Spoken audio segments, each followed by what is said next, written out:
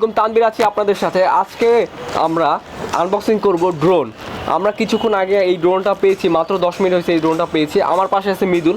আজকে মিদুল এই ড্রোনটা আনবক্সিং করবে এবং মিদুল ড্রোন নিয়ে সে রিসার্চ করে, সে আর কি আজকে ড্রোনটা আনবক্সিং করে দেখাবে।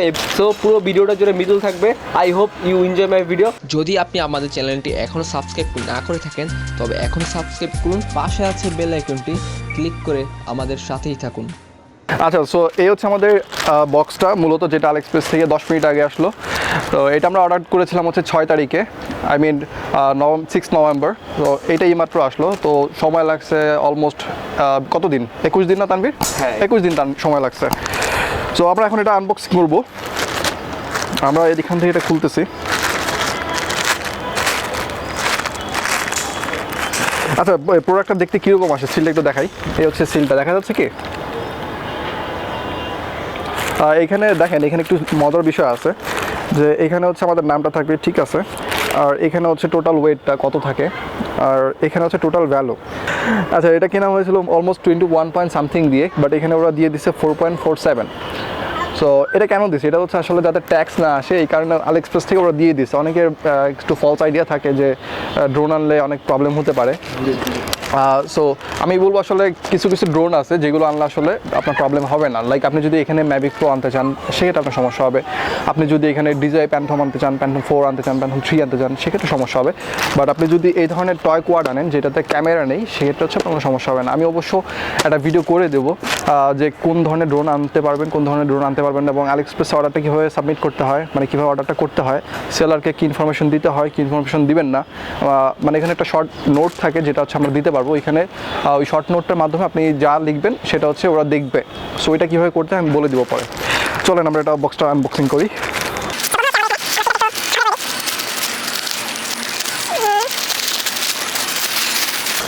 আচ্ছা, এ হচ্ছে আমাদের ইশিনের E010।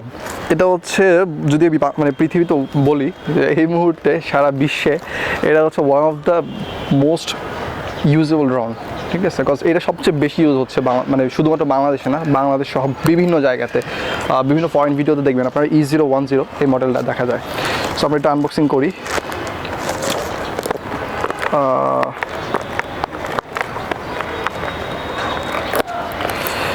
তবে একটা মজার বিষয় কি, এখানে আমরা প্যাকেজটা খোলার পর সাধারণত আমরা দেখি যে এখানে র্যাপিং করা থাকে বিভিন্ন দিয়ে, বাবল যে পলিগুলো থাকে আর কি। বাট আমরা এখানে কোনো পলি দেখলাম না, এখানে কোনো প্রোটেকশন ব্যবস্থা ছিল না। যদিও এখানে আপনার ব্যাগ ছিল, দরকার হয় না। এনিওয়ে,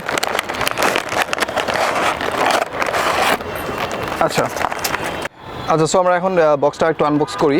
খুব বেশি কিছু নেই এখানে, খুব নর্মাল প্যাকেজিংটা।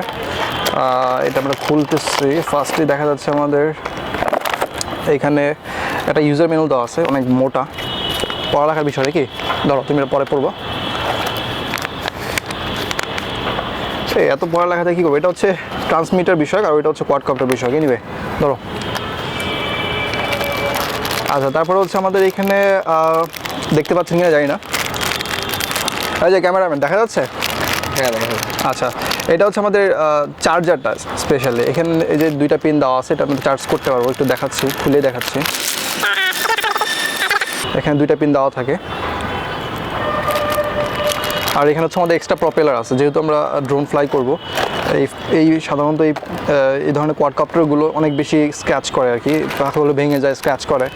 সো এই জন্য হচ্ছে আমাদের এক্সট্রা প্রপেলার আমি নিয়ে নিয়েছিলাম। আর এটা হচ্ছে চার্জার আমাদের ব্যাটারির জন্য। আর নেক্সট হচ্ছে আমাদের মেইন বিচটা এখনও বাকি। এটা হচ্ছে আমাদের যে ট্রান্সমিটারটা থাকে আর কি, TX বলি আমরা যখন যারা কোয়াডকপ্টার ফ্লাই করি। এটা হচ্ছে আমাদের ট্রান্সমিটার, যেখান থেকে সিগন্যাল আমরা ট্রান্সমিট করি, বা রিমোট বলতে পারেন আপনারা। আর এটা হচ্ছে আমাদের সেই মেইন বিচটা।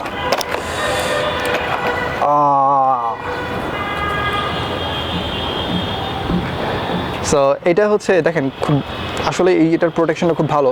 আর এই ধরনের কোয়াডকপ্টারগুলো আসলে মানে স্ক্র্যাচ হয় না বা ভাঙে না এই প্রপেলারগুলো। তারপরেও যদি কখনো ভেঙে যায়, আমাদের এক্সট্রা প্রপেলার দেওয়া আছে। এখানে যেটা দেওয়া থাকে আর কি, সাধারণত এটা ব্যাটারি অলরেডি লাগায় দেওয়া আছে। আর এটা হচ্ছে আমি বলছিলাম যে ব্যাটারিটা এখানে একটা পোর্ট পাবেন আপনারা। ব্যাটারি পোর্টটা যদি চার্জ দিতে হয় সেক্ষেত্রে হচ্ছে আমরা এখান থেকে জাস্ট এটা একটু চাপ দিয়ে